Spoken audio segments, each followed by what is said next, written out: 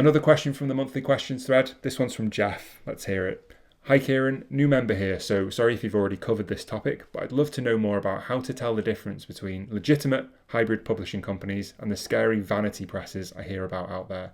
I've heard I should avoid vanity presses and never pay money up front, but aren't there legitimate hybrid presses that require money up front? How do I know the difference? Thanks, Jeff. This is definitely an interesting topic for sure. I haven't covered this really because publishing isn't my main area of expertise, to be honest. I'm not nearly as involved or clued up in that world as I am with writing and editing directly, but I've done my fair share of querying and self-publishing and research, so I'll draw on that as well as I can here. There are definitely people out there looking to take advantage of writers, no doubt about it, especially in the AI age. It really is hard to know what's trustworthy and what isn't, and most of the time the best resource we have is to go off other people's experiences. I'm pretty cautious overall in life in general, as well as approaching stuff like this, but my go-to is a website called WriterBeware. I'll link it below, but apologies if you've already seen it.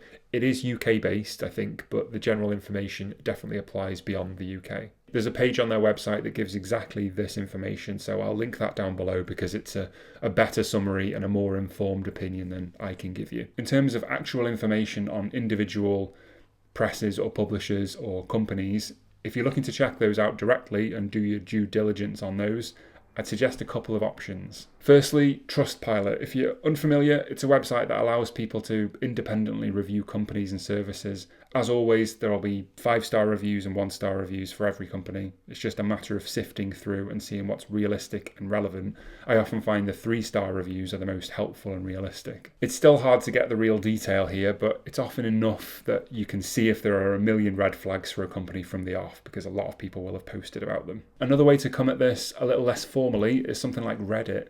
Reddit has a reputation for being a place where you can get information firsthand from other people, so going on there and searching for the name of the company could bring you to some comments or posts other writers have made to discuss them. People often give their thoughts on this kind of thing there. One last thing is to look through the sites of these services and publishers and see if they list the books or authors that they've worked with, and then to do some research on those books. You can see what kind of reach they have, whether they're actually legitimate at all, maybe even read a few pages to see what the editing is like, that kind of thing.